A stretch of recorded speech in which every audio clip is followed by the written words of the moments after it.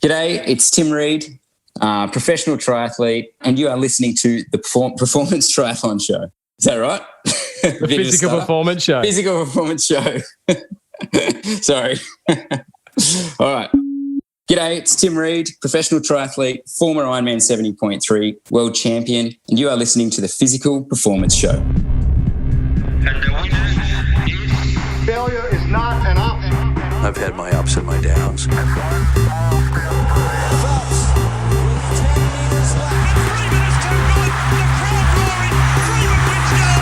I think it's an absolutely breakthrough experience. Welcome to the Physical Performance Show, the show designed to inspire the pursuit of your physical best performance. I'm your host, Brad Beer. Listen in as we delve into how the world's top physical performers achieve their success, as well as the highs, the lows, and the journey of getting there. Let's get ready, set, let's go. Welcome to the Physical Performance Show, brought to you by the very good folk at Precision Hydration. If you are looking to dial in your hydration strategy for your next upcoming event, look no further than the Precision Hydration team and product. And of course, today's episode is also brought to you by the Physical Performance Show's Patreon members and also Pogo Physio's online telehealth consultations. I'm Brad Beer, sports physiotherapist and exercise scientist by trade and training, and founder of Pogo Physio. Each week, we'll bring you the latest and greatest information and inspiration designed to help you perform at your physical best. And of course, we do this across a range of our different episodes, interest editions, coaches' corners, catch episodes, featured performers, and expert editions. And off the back of last week's episode, where I sat down and shared a few concepts around navigating common running-related injuries, bone, tendon, and joint-related concerns, we jump over this week and share with you a conversation I recently had with 20 times Ironman 70.3 champion, 2016 Ironman 70.3 world champion, and 2016 Ironman Australia champion, Tim Reid. During today's conversation, you'll hear Tim touch on the highs and lows through his career, but the many learnings as well. Of course, Tim issues a physical challenge for the week that you are going to enjoy, and Tim survives the physical performance round. Of note, some of the learnings you can look forwards to extracting center around anxiety and tips to overcome it and unlock your full racing potential, the top 3 mistakes endurance athletes make, and Tim shares his top 3 fueling tips for endurance athletes. There is so much in this episode. Get set for the learnings. Here is my conversation with Tim Reid, 2016 Ironman 70.3 world champion and 20 times Ironman 70.3 champion.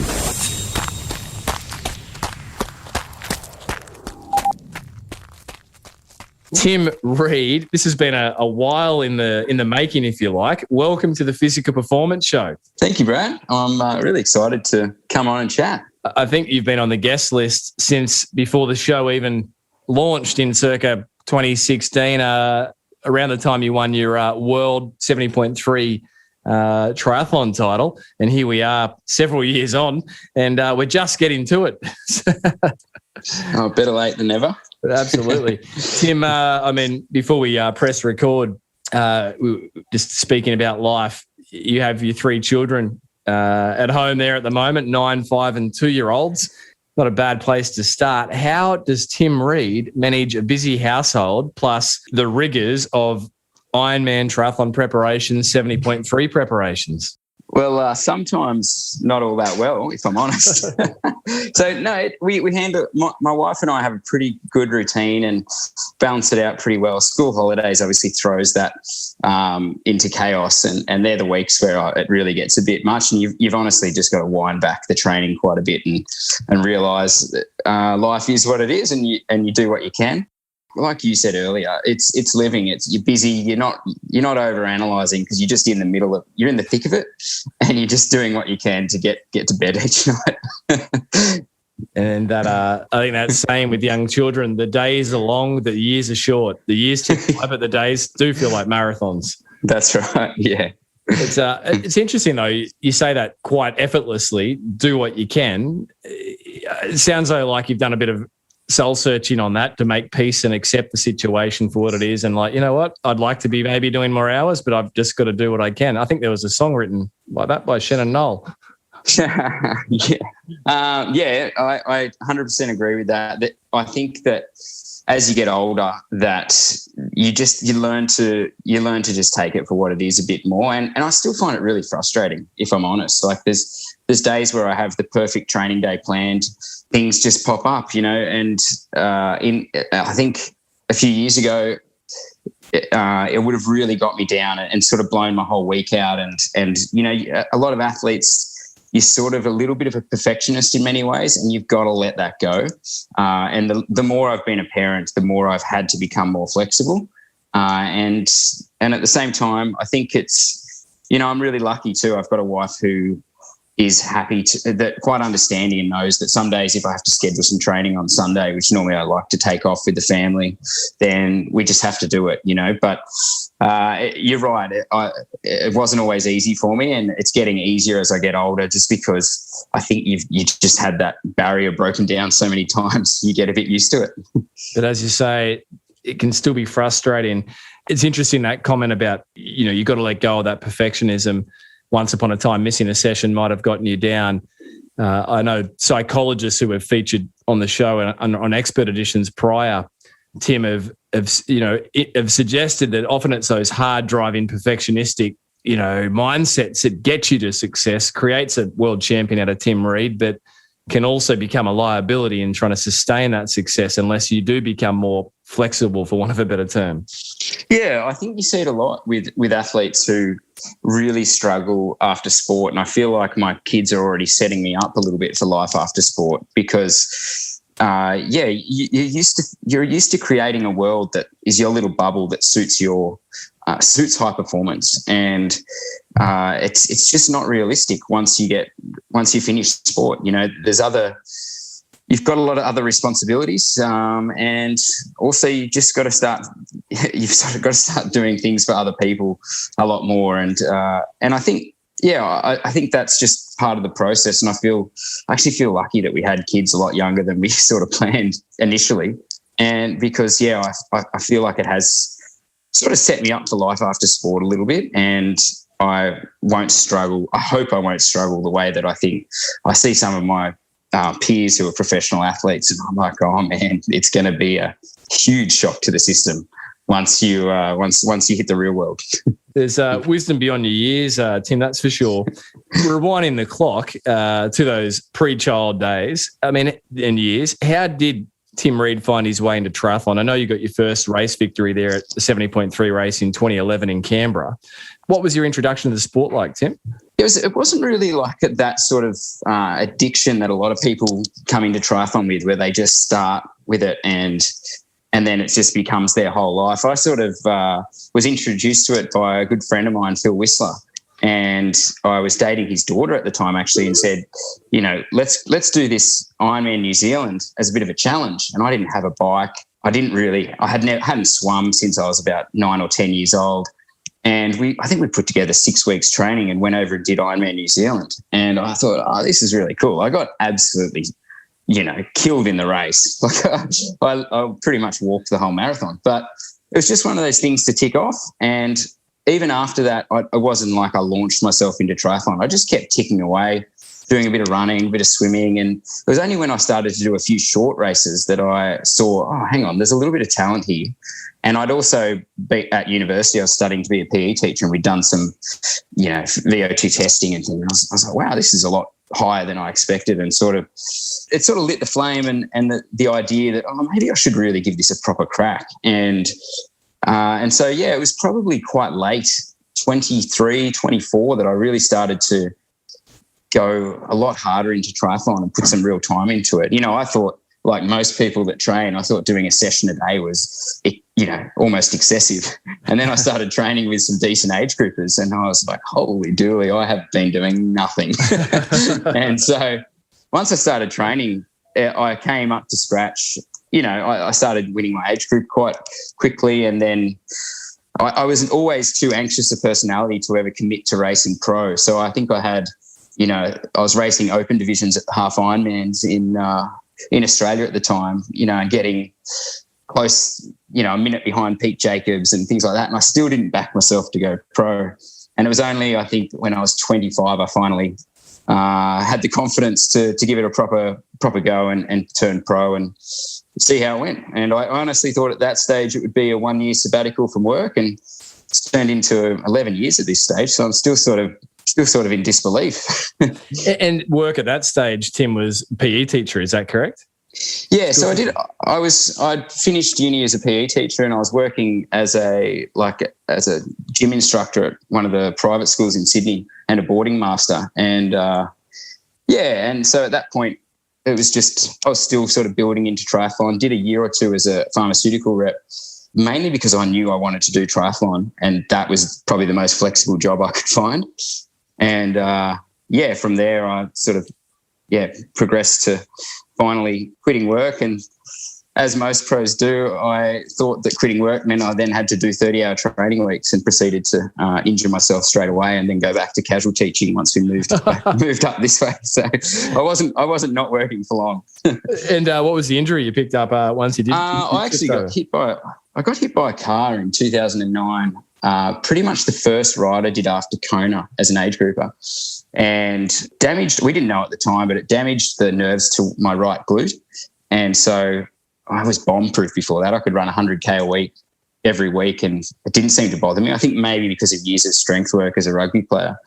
And then all of a sudden I just had injury after injury, and sacral stress fracture, and, just plantar fasciitis and Achilles issues. And that was sort of kicked off that injury, and then that just bled into my first year as a pro until I realised that I had to get back in the gym and learn how to use that glute again.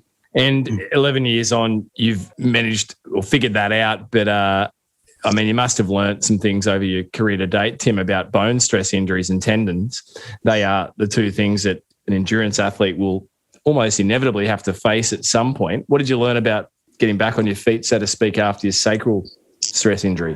Bone stress. I think I learned, like most pros do, you've got to actually take the time to. I figured, I was told by the doctors, don't run on it. So I went and started riding 1,000K a week, and that of course didn't allow it to heal. And then I think the biggest thing I learned, Brad, was just how important strength work is certainly for me and for most athletes I see. I mean, not everyone. It's not universal for everyone. Like, I think some sort of strength work is, but obviously there's some guys who just whack on muscle really, really quickly, and they have to be a little bit more targeted with what they do. But for me, it's definitely helped my consistency is staying in the gym a couple of times a week. And I can notice it as soon as I don't do the strength work, I start getting that sort of hop in my run, and the glute stops firing again, and I'm sort of start to get niggles. So that would be one of the biggest learnings, I think, of staying injury-free and consistent. Yeah, that's brilliant. And Tim, what does your sort of contemporary strength and conditioning process look like? Now, obviously it's school holidays and you've got your 3 amazing children running around your feet, so that might look a little bit different this week and the next week. But outside of those sort of weeks, what gym, doing some body weight stuff, what sort of things? Yeah, Jono Freeman's a physio. Do you know Jono? Anyway, he sort of. I was having a lot of issues, obviously, with cramping over the years, and he basically put me more on a strength program that didn't load up the spine in any way. So it's a lot more body weight work, a lot of opening the hip sort of strength work, and so a lot of that I can do at home. And I tend to do, I do one solid session at the gym a week typically, but then pretty much before I go riding or running, any decent session, I might do 3 or 4 minutes of exercises just before I go out, and I feel like it's almost a neural activation of the glutes or opening up the hips the right way, and I think there's a benefit even to that. So for the really time poor athlete, there's nothing stopping people from doing. If you don't have time for 3 or 4 minutes, you don't really have time for the run. So I think there's a way everyone can do some sort of strength exercises. Yeah, that's sort of training unit concept where if you can't get to the gym X amount of hours a week or whatever it may be, just do what you can when you can. A couple of minutes here and there, the body still experiences that, right? Yeah, 100%. Even I have a little routine that I'll do in the shower, which that sounds bad. I'll just literally do some single leg squats in the shower, and it's just that's the one time I know I'll get a little bit of peace and quiet from my kids, and I sit there, do my squats, and then get out of the shower. But it's just a way that you've got walls around you for assistance, and you can just do that. Keep those glutes firing. we all have a visual of Tim Reid doing his shower routine. I think we got our promo line there. Tim, no, brilliant. And we termed this show, Tim, the highs, lows and learnings. And we've obviously jumped straight into some good learnings there around the need to be flexible. We can only do what we can. We've touched on strength and conditioning. Just jump into the highs and lows of your career. I mean, I almost hesitate to ask because I feel like the answer would be a formality, but what has been the highest point of your career to date? You've had some incredible successes as per your bio. What would you rate, Tim, as your most meaningful? I think there's been some individual races that were just really breakthrough moments. Ironman Australia in 2019. There's some races. There's sort of races speckled through the career that I look back on really fondly. I think obviously 2016 was just one of those years where I feel like my anxiety with racing was probably holding me back. But as every race, as the results started flowing, it became easier and easier to go into races more and more relaxed. And also I think the results just flowed. So that was, I think as a year, I had a really different attitude. A few personal things had happened. I just raced with a sense of flow, if I can use that sort of cliche. That I can't really find a time in my career where that lasted for such a long period. I'd say as a whole, 2016 was just one of those years where I just loved being on the race course. I mean, that year, I've got your bio in front, Sunshine Coast, line honours, 70.3, Ironman Port Mac, obviously line honours there, fastest run course record at that point. Philippines first place, Thailand first place, Oregon first place, Vietnam, California second, Oceanside third, Panama and Subic Bay, Philippines thirds and thirds. So, I mean, it was a year of a lot of podiums. Yeah, I think more than the podiums was the mindset while racing, in that I just wasn't racing I wasn't concerned with the results. I was just genuinely out there in the moment while I was racing and getting the absolute most out of where I was where my fitness was at for each race. So, yeah, I think that was just a really cool time. I had great sponsorship. There wasn't really a lot of stress outside of racing. We had just a good place in our lives, 2 kids, but, Artie was young enough that he was very easy, our second kid, and Monica was not working too much. It was just a great time, a year I look back on, and I just think it's going to be a hard year to beat. And that victory there at the World Championships at Mooloolaba, the Sunshine Coast, I mean, anyone in triathlon's likely familiar with that victory. But for those that aren't, can you just describe what happened on that day at the end of the race to take line honours?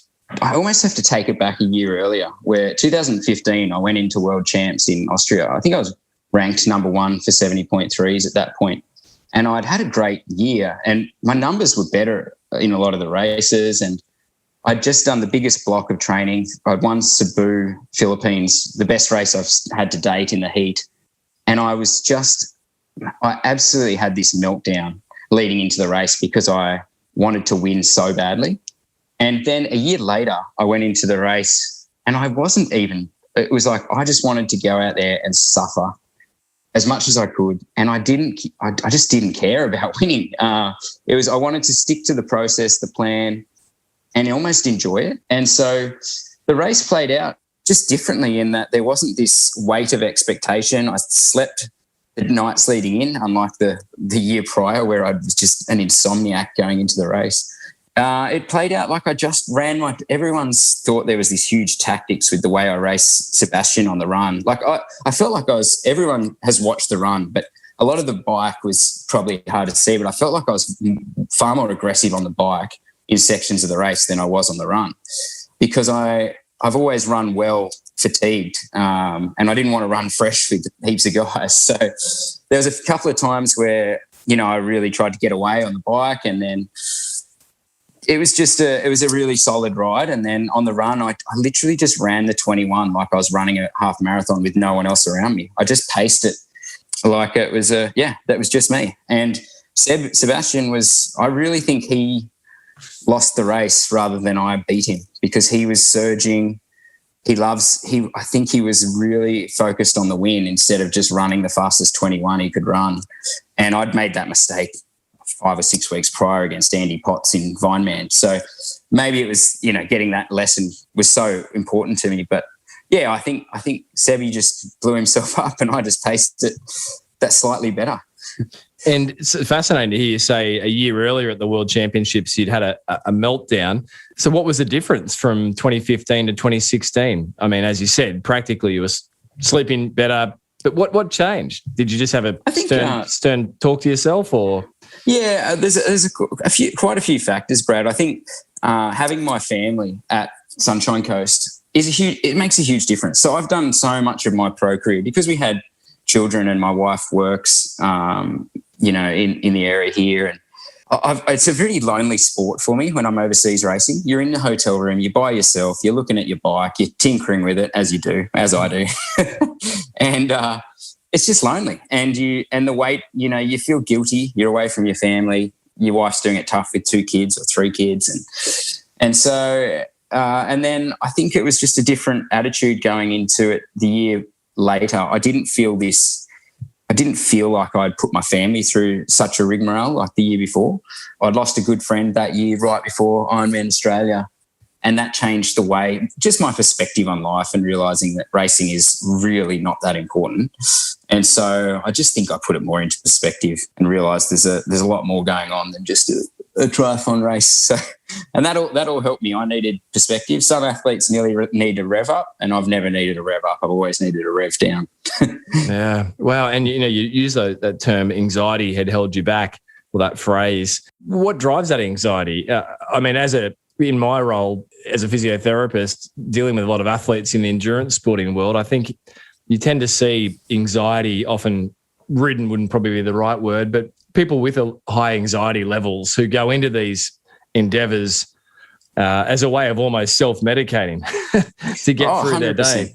Yeah. So I think there's a lot of genetic streak, and we just identify with what keeps us homeostatically in balance. But anything that was driving it, or do you think it was just DNA within you'd always been this way? Oh, I think it's very genetic. Certainly a strong family trait. I don't hate it. Like, I'm actually glad. There's times when I hate it, obviously, and then there's times when I know that it pushes me each day to get a lot more done than someone who doesn't have anxiety. And so it's sort of a gift and a curse. And I think part of what was driving it was all my contracts were coming to an end at 2015. So, every 2 years, or even sometimes every year, you're like, holy dooly, I don't know if I've got a job next year. And I loved what I did. And so that's very stressful in itself. And as World Championships, you can have a great year. And sometimes it feels like whatever happens between September and November is what makes or breaks who gets the deals for the following year. And I'd been really good at racing, fantastic in January, February, right through to July. And then I'd often fallen off, because I was trying to hold form too long. And so I think that was a huge part. So genetics, contracts, just realising the importance for my family and the pressure of that. So, yeah, I think it's just something that's always there, and you can use it to your advantage, and you just got to control it.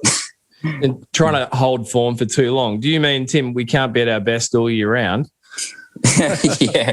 Well, I've never been great at resting, and part of that is that self-medicating with exercise. And so, you got to find other things to do so you can still do your recovery phases. And like, I'd love to sit here and say that I've solved that problem, but I'm still bad at it. Like, my rest weeks are still probably too big to be proper rest weeks. Yeah, so especially as an Aussie, where you're targeting 2 race seasons most of my sponsorship comes from US and used to be from Asia. And so you're sort of racing a couple of races in Australia because you love it and you want to race locally. But then you've got the whole US season to be in form for. So, and honestly, it's too much. And that's why you see, not wanting to pull other guys down, but you see other Aussies who just seem to have these 2 or 3 month really bad patches. And it's normal. I think no one's supposed to be fit for 12 months of the year, like really fit. So, yeah. I mean, physiologically, it seems so obvious, but I think there's definitely a maturity to learn in that you cannot output your best 12 months of the year, no matter who you are or no matter what your genetics. So what does your off-season routine look like now, Tim? Well, for me now, I think I've become more comfortable with using I love racing and I need to race. And I think I've become more comfortable with using races as building blocks, whereas I used to finish a 3rd or 4th or 5th and I beat myself up about it. Now I'll be like, okay, I'm picking 2 races for this first 6 months of the year. So for this year, it was Huskisson, Aussie Champs and Ironman Australia. And the races either side of that, I'm like, I'm going to do them. I'll be tired. I don't mind. I'm just going to go into it and go really hard. But then I've learned that old classic periodization model. It does seem to work. Like as much as we try and tinker with it, if I get unfit in November, December, put on a bit of weight, enjoy myself, I know I can be really fit. I'll be fitter in May than if I keep training. And so I guess it's just time. It's just time. You learn these things the hard way. It keeps everyone else on board with the process. If I don't take time off, it's a very long year for my poor wife. So that's typically how I'll do it now. I'll do a 3 to 4 month build phase and then really detrain a little bit and put a bit of weight on and relax. So, and take how many weeks off completely, Tim, at the end of typically at least I always plan to take off 2 weeks completely. Yep. I never do because but I should. So it'll be normally be a week and then I'll start riding because I miss it too much. You're listening to Tim Reid, 2016 Ironman 70.3 world champion and 20 times Ironman 70.3 champion on this featured performer episode. Support for today's show comes from the great folk at Precision Hydration. We recently featured Precision Hydration's co-founder, Andy Blow, on episode 234, which was an expert edition exploring all things hydration science. It was an extremely popular episode, and one of the key takeaways that listeners had was that there is not a one-size-fits-all approach when it comes to hydration, because quite simply, everyone loses a different amount of salt in their sweat. I incidentally underwent a sweat test, and it turns out that I lose about half the amount of salt in my sweat that the average athlete will lose. Now, off the back of that, I've been able to implement a hydration strategy for my training and racing needs, and I encourage you to do the same. If you've struggled with hydration issues like cramp during long, hot sessions, then jump over to precisionhydration.com. If you are unable to get to a physical sweat testing center like I did, then you can jump over and take the free online sweat test, and off the back of that, get a personalized hydration strategy to test in training. What's more, Precision Hydration have provided listeners of the Physical Performance Show with a generous 15% off your first order of electrolytes. Simply use the coupon code PERFORMANCE, all one words, capital 15, when checking out.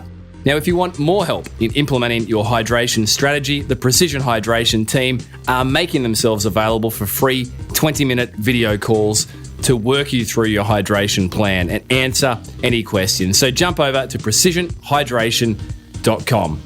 Support for today's show also comes from our Patreon members. This is simple. We've had requests over the years to support the production of the show. As we say, podcasts are free to download. However, they are not free to produce. And our Patreon member support is incredibly helpful in our pursuit of bringing you the best information we can.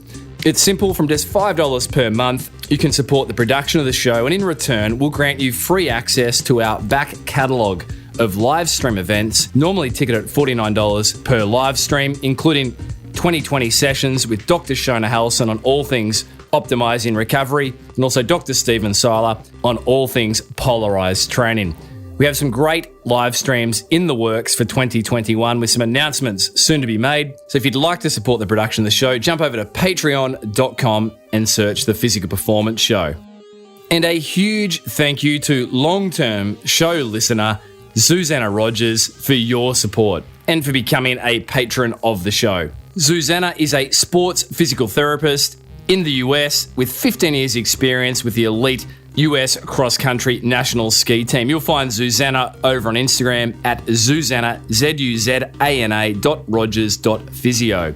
And lastly, support for today's show is also brought to you by Pogo Physio's online telehealth consultations. If you are an endurance athlete struggling with bone, tendon or joint-related concerns, then our 45-minute online telehealth consultations can be remarkably effective in guiding you back to your physical best. We do this through working with you on a return-to-run program and prescribing appropriate strength and conditioning work to see you get across your physio finish line. To schedule in for your 45-minute online telehealth consultation, jump over to pogophysio.com.au/telehealth. Or if you have an injury concern and you'd like a bit of feedback, you're welcome to email me b.beer@pogophysio.com.au. For now, let's jump back with this week's featured performer, Tim Reid, 2016 70.3 World Ironman Champion and 20 times plus Ironman 70.3 Champion on this featured performer episode.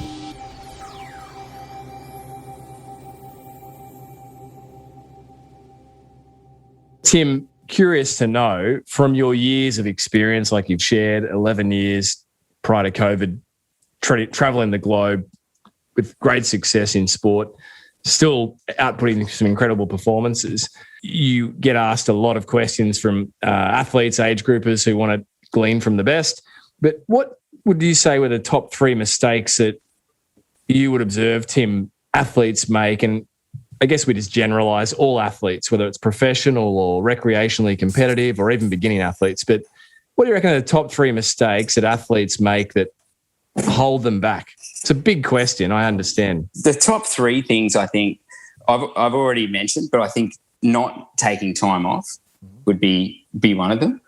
I think not being more disciplined with taking rest days and how do I make that a bit more succinct? I think monitoring your recovery to know when you are flogging a dead horse. So that's something that, especially the last few years in Ironman training, I've become very cognizant of, is just because I could do something in a training camp environment and do 4-day structure and then take a rest day, that doesn't mean I can do that in doing the same cycle when I'm at home with a lot of other stresses. And that's where I use sort of objective measures to be like, okay, it's 3 days, but HRV's dropped this much, or the fatigue level, I'm grumpy, I've got to take a rest day now. So I think not taking complete rest days is easily one of the biggest mistakes athletes make. And I think it's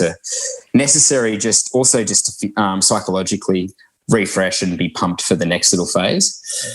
So, yeah, I think, so to sum it up, that was fattening up and taking proper weeks off, which I'm useless at. Second one, which I am pretty good at, was that taking, time off when your body actually needs it. A day off, 2 days a week is not too much. And I think the other, a third aspect I find a bit frustrating is for triathletes, and this is triathlon specific, is people not treating the sport as one sport. So thinking that because they did swim intervals that morning, threshold intervals, that means they can still do threshold intervals on the bike or run that afternoon. Like, there's only so much stress the body can take.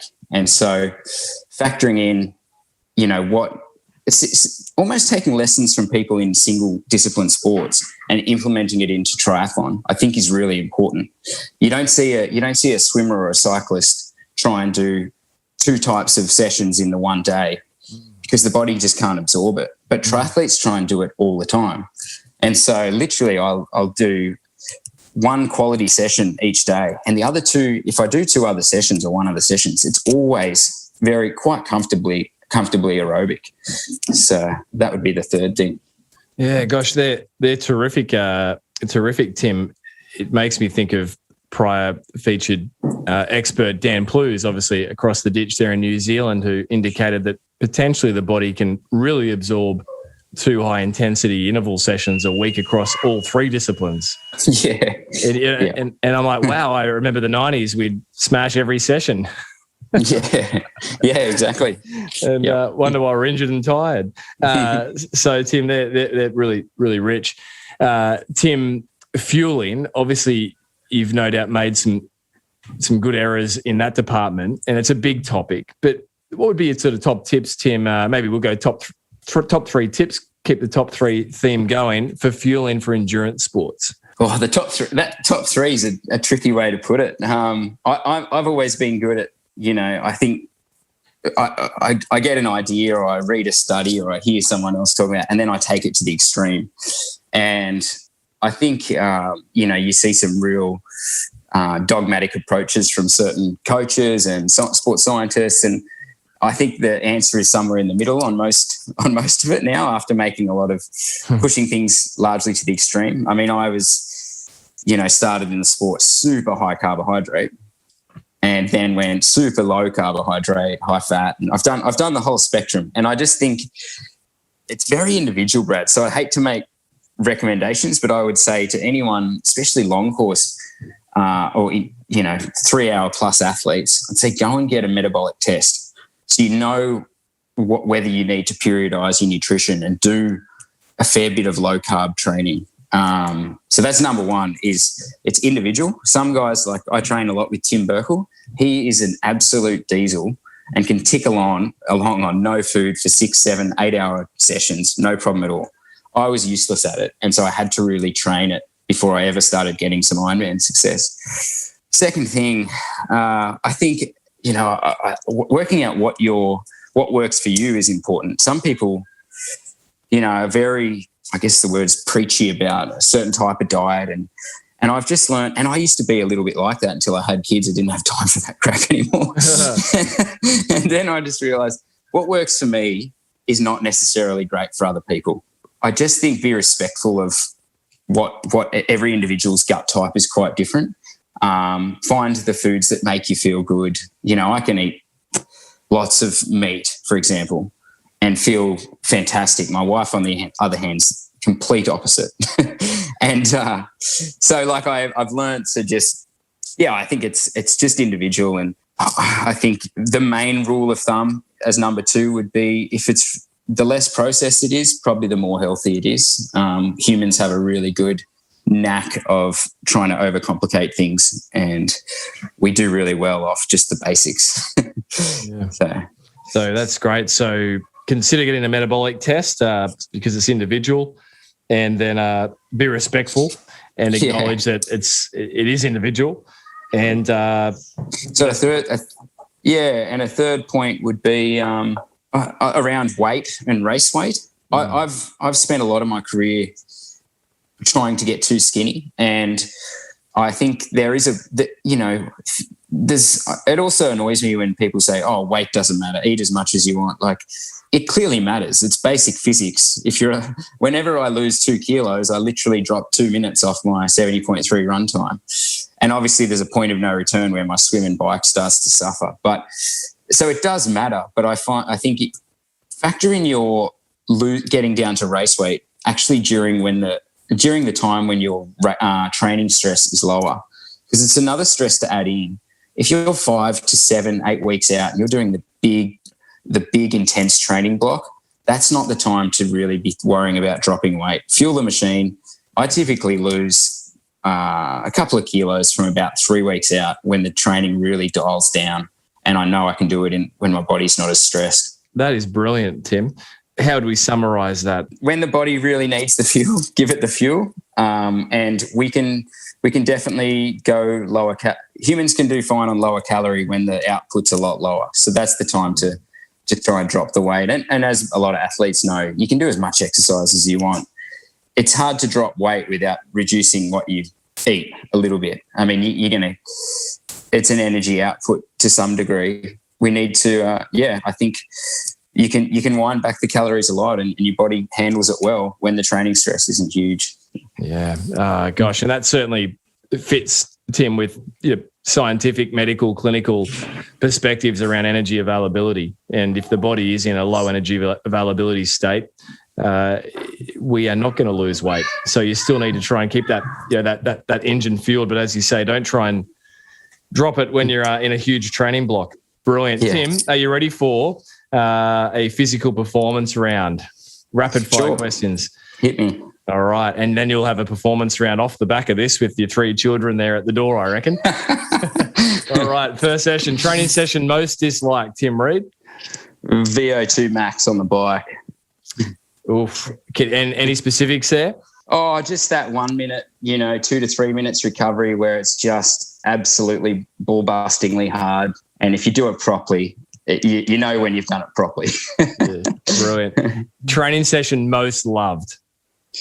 I love Ironman intensity, and either on the bike or the run, 30K run at Ironman pace. It's just that sweet spot where you're moving really well, and but never. There's no real. You're not lactic in any way. It's just comfortable, but solid. And it's very subjective, but some science in it as well. What percentage of your output, your max, do you reckon that is, Tim? Your Ironman rate, run pace, or your bike effort? I just know the numbers. I haven't worked out what percentage that is. So that would be, I guess.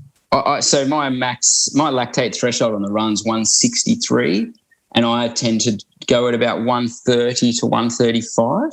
So yeah, about 30 beats below lactate threshold. Yeah, no, that's great. Favorite pre-race meal, Tim? What's worked well for you over these 11 years? Oh, you might hate this, Brad, but I don't really eat before races. Is that right? Yeah, I found, and I know quite a few athletes who've come to the same conclusion that, and I think it was one of those things to do with diet where I think it's hugely individual. Yeah. I'm in a highly stressed, anxious state, I eat and it just sits in my guts, to race. It doesn't digest. So I'd rather not have it in there. And I'll take a gel, obviously 10 or 15 minutes before race start, and then start fueling from there. But I know there's some value to topping up liver glycogen stores, 3 hours before the race. But for some athletes who are pretty nervous, I don't see the point of that if it's not actually going to be absorbed. So I don't really do much at all. Well, I think you've probably just liberated a whole lot of people, Tim, who are worried about that. So that's very interesting. Tim, bedtime, morning time. I guess you could answer this in 2 phases of your life, pre-kids and post-kids. Yeah, probably in bed by 9:30, 10. I get up somewhere between 4 and 5 a.m. most mornings. So not a heap of sleep. I tend to do pretty well, even off 6 hours. But then probably twice a week, I like to try and get 7+. Yeah, brilliant. Who's the athlete Tim Reid most admires and why? Oh, I think Craig Alexander's a standout for me. As a competitor, he's just so ruthless and tough, but also just so sportsmanlike and an ethically minded dude.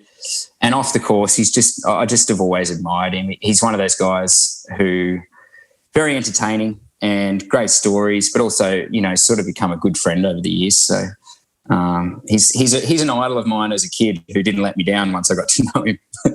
Yeah, when that speaks volumes, doesn't it? Toughest competitor you've ever raced, Tim? Who's that and why? Oh, I think it's an equal tie between Crowie and Craig Alexander and Lionel Sanders. And the reason being is that I've raced them both when they've had bad days, but you will pass them and they are grunting like they are winning the race. They just don't. There's no letting up. And I just admire that so much. I think I'm pretty good at that if I'm still in the chance for a good paycheck. But I'll be honest, once I'm out of the money, I'm just cruising here.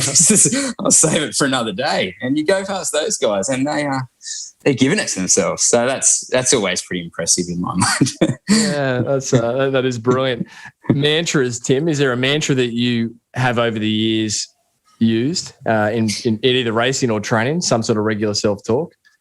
Yeah, lately, the last few years, as an asthmatic, I I really try and stay relaxed by breathing out and focusing on my breath out. So it's just, people will tell you when they're racing, they can hear me really making a noise when I exhale, but it's sort of like I guess it's like people just meditating and humming as they do that. I just like the sound of it, and it puts me in a little bit of a meditative state as I go and keeps me relaxed and forces the air out, because you can always get the air in, but when I get stressed, I try and breathe into my shoulders and I just don't take full breaths. So yeah, that's why you're racing, Tim. That's why you're training. Yeah, on racing. So I'm focusing on trying to breathe out. Pretty much just focus on my breath while I'm racing. And is that something you self-arrived at or had some professional input into? No, I had interestingly, I was really struggling with asthma in 2019. I skipped Oceanside 70.3 because I literally couldn't make it through many sessions. And Joanna Zeiger, do you know, she went to the Olympics for a triathlon for America years ago, and 70.3 world champion. She actually called me and we were chatting, and she said, I can hear that you don't know how to breathe. And I was like, yeah, righto. Clearly I'm alive. I know how to breathe. And anyway, we went and I did a few sessions with Joanna, and she showed me instantly that I actually didn't know how to breathe, and obviously learned how to breathe more into my diaphragm. And it made a huge difference, I think, especially how I rode the bike. I felt like I was actually using my full lung capacity much more of my advantage. And yeah, so that was a huge learning of the last 2 or 3 years, actually. 2 years, yeah. Gosh, and how did she show you, Joanna, that you weren't breathing correctly? Like I would lie down and she would basically just show me where, you'd place your hands down on your tummy, and it's supposed to be inflating when you breathe. And when I'd do exercise, she'd show me how I was basically almost shrugging my shoulders to try and get air in, instead of breathing deep into my belly like an opera singer. So that was, it was a big wake up call. And she pointed out, some of the best athletes, and you see them on the bike, and they look like they've got a little pot belly as they're going in and out as they ride. And it's a really clear example of athletes that know how to breathe properly. That's fascinating. Certainly can think of Jan Ulrich, one of my cycling heroes growing up, but I think at times he did have a pot belly. But he probably, the German machine, also knew how to breathe properly. Tim, best recovery tip?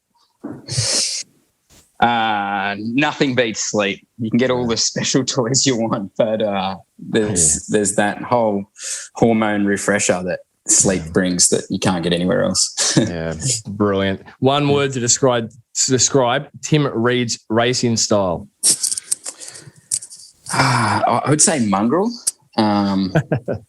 Just a lot, especially the first, early on in my career when I had zero ability. I was a lot like Lionel is now, in terms of I would smash myself for 10th place, 15th place, 100th place. It didn't matter.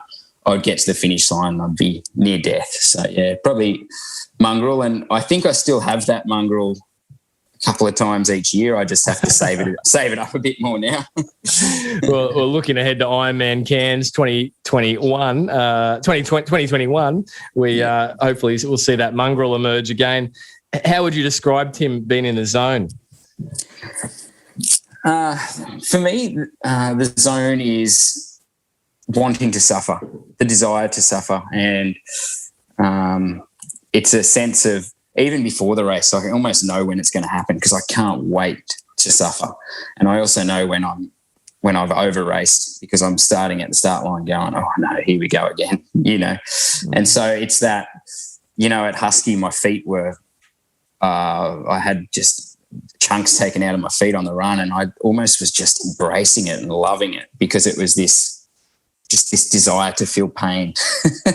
So that would be my in the zone. It doesn't happen often, but a couple of times a year, I'm almost just can't get enough suffering. Gosh, and I mean that's a first for the performance round and that specific question, being in the zone. But I think a lot of athletes could reflect and recognise that those times where you just are on a start line and you don't want to be there because you don't want to suffer. but those times when you do want to suffer, and it fits back with certainly How Bad Do You Want It? Matt Fitzgerald, best-selling book, who in that book, Tim, references that section around your best performances come when you are prepared to make this the hardest thing you've ever done. Yeah, 100%. And that's where, I was talking about how much I've over-raced over the years. I know when I'm over-racing because I've lost that desire. And then you take a break, you get unfit, you get fit again, and you stand on the start line, you just can't wait to feel that pain. And that's the best feeling, is when you're at that point. Yeah. Tim, final question in the performance round. Bit of a fun one, because we know that epic training sessions don't make champions, but what's the hardest session you've ever done? Geez, I always do a race simulation before Ironman events, and I would have to say the last couple haven't been as hard. I think I've just got much better at it. But the first couple of times I did those simulations, and my body was still very much getting used to the distance, and I was still working out nutrition and everything else. So I would always do like a 120K time trial with a 30K runoff at goal pace. And yeah, typically I'd pay like a backpacker in Byron to bike alongside me with all the things that might be available at the aid stations in races. And for real? He would have to, for real. And he would have to listen to me moan as I got through the 30K. But yeah, those sessions I would go to a very dark place because you're tired. You're not tapered like you are for an Ironman. So it almost feels harder than the race day. You've got no adulation from the crowd, no family there. There's no real reward. It's just you out there doing what you're going to do on race day on more tired legs. So I'd say that's my hardest session. Brilliant. Tim, you're out of the performance round. I am picturing that Byron Bay backpacker riding along for a bit of cash. You're listening to Tim Reid, 2016 Ironman 70.3 world champion and 20 times plus Ironman 70.3 champion on this Feature Performer episode. If you missed last week's episode, it was a conversation we titled Run Injuries 101, where I shared tips around the best ways to navigate common running-related injuries. Here's a snippet of my conversation that was co-hosted with Hamish Vickerman, founder of the Fasciitis Fighter device. And Brad, also just some newish research around tendons and the involvement of the brain and how we can involve a metronome. Can you discuss that a little bit? Yeah, I think this is a common mistake in practice, Hamish, clinically, and that is when rehabilitating a tendon, if we look at the leading research minds, Jill Cook, Craig Purdom, Ebony Rio, Peter Maliaris, they'll often talk about we need to affect the tendon, obviously, we need to improve the tendon. Its capacity to be loaded, restore that, its springy ability to absorb energy and release it. We need to return strength to the attaching muscle or muscles. We need to make sure we're not missing anything along what they call the kinetic chain. To enjoy the full episode and its learnings, jump over to wherever it is that you enjoy your podcast from. Whilst there, peruse the archives dating right back to episode 1, featuring surf lifesaving Ironman champion Ali Day. For now, let's jump back with Tim Reid sharing on his career highs, lows, and learnings. Tim, the ultimate learning, boiling everything you've learnt through your career to date, which is obviously still ongoing, into one piece of advice to help listeners of the show perform at their physical best. What's Tim Reid's solitary piece of advice going to be? Keep learning. That's one thing I learned. As soon as I start to think I know quite a bit, I realise there's a lot more to learn. That's powerful. Here, Tim, every guest of the show issues listeners with a physical challenge for the week. So what is Tim Reid's physical challenge going to be? Perhaps it's recruiting a backpacker for your race simulation session. It's funny you say that. As a side note, that backpacker we also paid for Sam Appo's bucks to drive us around. He was pretty useful, that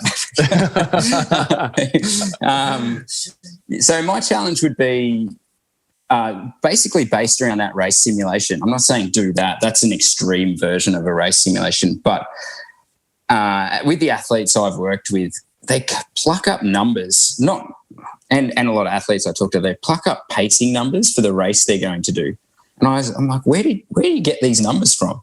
And it's often from short, fresh sessions where they've had a really great performance or whatever.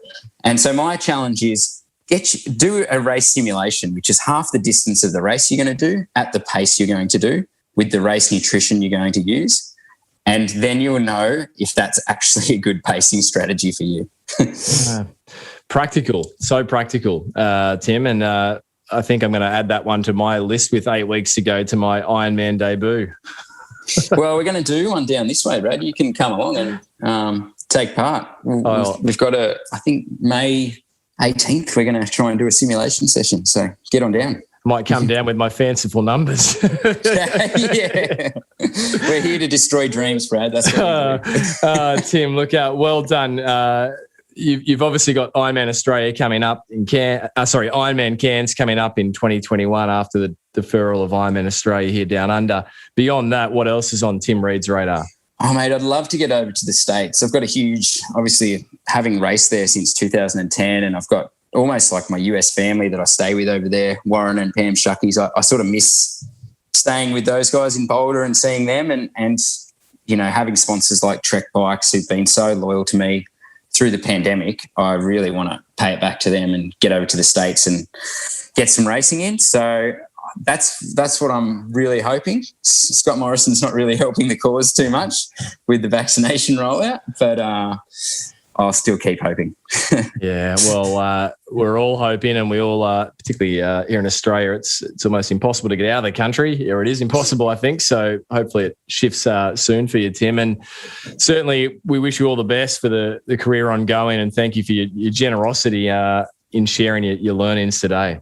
Thanks, Brad. It's been really good to chat. Tim, for those that want to follow your journey and also look into RPG_coaching, your coaching business, which I think anyone that's listening today knows how much you've got to offer, where can they go? Yeah, so I'm on Instagram under Timbo_Reid. And then, the coaching side of things, I'm currently at capacity, but, that things change, and I've got some great coaches working with me who, I can't speak highly of enough. And that's RPG_coaching on Instagram. So check that out as well. That'd be great. Yeah, I'm following along, and I do enjoy the posts. So do jump over at RPG_coaching, and of course at Timbo Reid, REED. Tim, thanks again for your contribution. Thanks, Brad. It's been awesome. So there you have it, another episode of the Physical Performance Show. And I trust and I know you enjoyed Tim Reid's sharings. If you did, reach out and let Tim know. You'll find Tim easily over on Instagram at Timbo_Reid, REED. Whilst on socials, if you'd like to drop a podsy, that's simply a screenshot of the episode you're enjoying and tag in the Physical Performance Show. That would be great. They are always a whole lot of fun, and we'll reshare those across our platforms. We are on YouTube now, so if you'd like to enjoy the audio file there, you're welcome to. Of course, we're on Facebook as well. A massive thanks once again to Precision Hydration, who make an incredible product, one that I've been using for months now, off the back of Andy Blow featuring on the show way back on episode 234. If you missed that episode, an expert edition on hydration science, it is a must to go back and download with your pen and paper at the ready. And do jump over to precisionhydration.com and take your free online sweat test, or use the coupon code PERFORMANCE, 15 for 15% off your first order of electrolytes. Do not leave your hydration strategy to guesswork. Get it right and utilize Precision Hydration's great online resources. Of course, if you'd like to support the show, you can do so through Patreon now. Jump over, and from just $5 per month, we'll grant you access to our back catalogue of live stream events and all upcoming live stream events, normally ticketed at $49 per person per event. And of course, if you are an endurance athlete struggling with bone, tendon, or joint-related concerns, then our 45-minute online telehealth consultations at Pogo Physio are available to see you get back to your physical best. As always, a massive thank you to the great team who for 5 consecutive years without missing a week have brought you this show. Daryl Misson, our audio engineer, Susan Wilkin on all things show administration, and Matthew Olding on all things show graphic design. Now, coming up on next week's episode of the Physical Performance Show, we bring you a real treat. Way back on episode 15, we shared a conversation with Brad Bevan, Australian Hall of Fame triathlete, And Brad will be rejoining us, this time for a Coach's Corner episode exploring the nuances and the learnings that Brad has taken from his last decade plus in the coaching space. So if you're an endurance athlete, be sure to be tuning in to next week's episode. And also, do yourself a favour and be sure to follow Tim Reid, our featured guest today, and his team's coaching Instagram channel at @RPG_coaching. So until next week, where we keep the learnings coming your way, keep pursuing your physical best performance. I'm Brad Beer, and this has been the Physical Performance Show.